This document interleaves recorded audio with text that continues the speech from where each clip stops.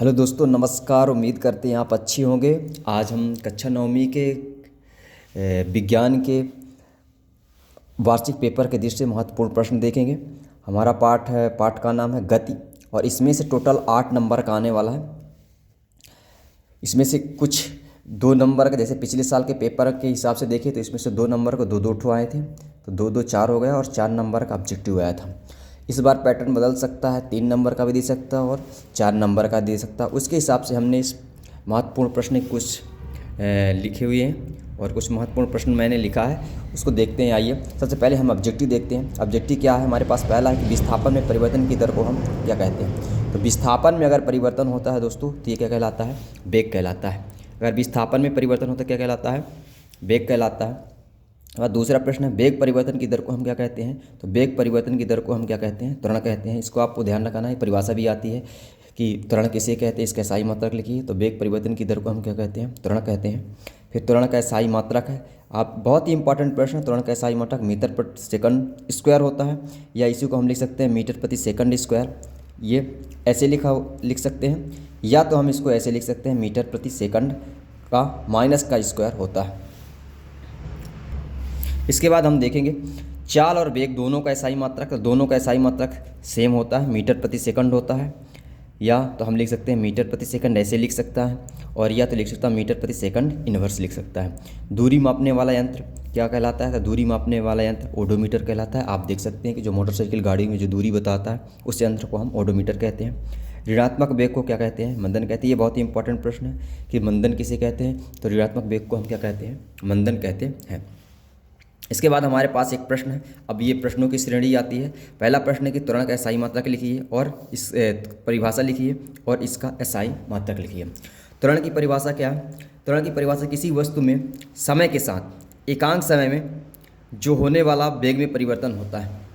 फिर से आप सुनिए इसको, कि किसी वस्तु के इकाई समय में होने वाला उसके जो वेग में परिवर्तन होता है, उसे हम क्या कहते हैं? त्वरण कहते हैं। त्वरण का SI मात्रक ऊपर जैसे मैंने बता ही दिया क्या होता है, मीटर प्रति सेकंड स्क्वायर होता है। इसी को हम लिख सकते हैं मीटर प्रति सेकंड स्क्वायर, ऐसे भी लिख सकते हैं, या तो इसी को, ये सेकंड स्क्वायर है, इसको हम ऊपर ले जाएंगे तो हो जाएगा माइनस सेकंड स्क्वायर, ऐसे भी दे सकता है। तो आप हर एक तरह से देखिए और ध्यान रखिए।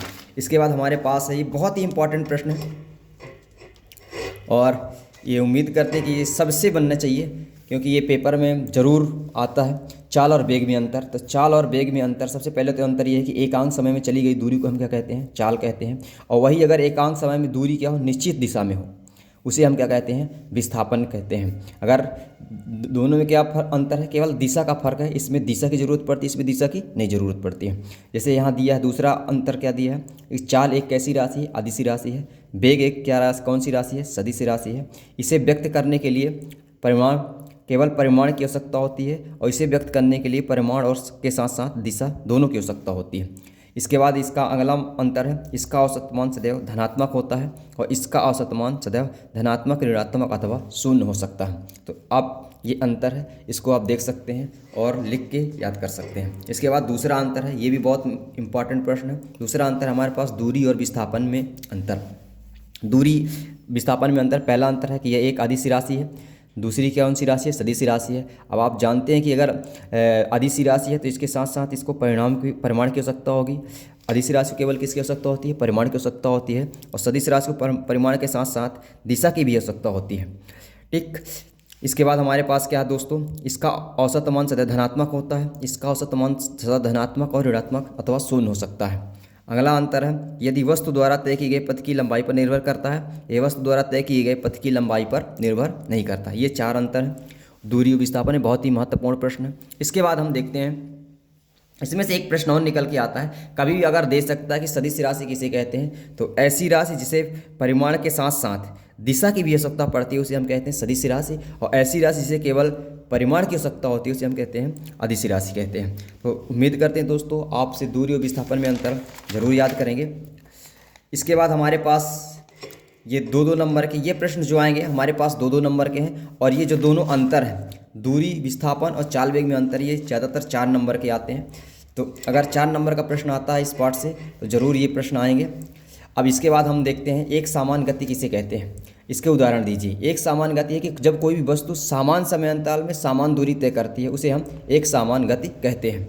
जैसे उदाहरण के तौर पर देखेंगे, उदाहरण के तौर पर देखिए, जैसे पृथ्वी के चारों ओर चंद्रमा की गति है, वह एक निश्चित समय अंतराल में क्या करती है, एक निश्चित गति करती है, तो उसे हम क्या कहते हैं, एक समान गति कहते हैं। इसी का असमान गति क्या है, असमान गति का परिभाषा है कि जब कोई वस्तु समान समय अंतराल में असमान दूरी तय करती है, उसे हम क्या कहते हैं, असमान गति कहते हैं। एक बहुत ही महत्वपूर्ण प्रश्न है, अगला प्रश्न है हमारे पास, मंदन किसे कहते हैं, इसको परिभाषित कीजिए।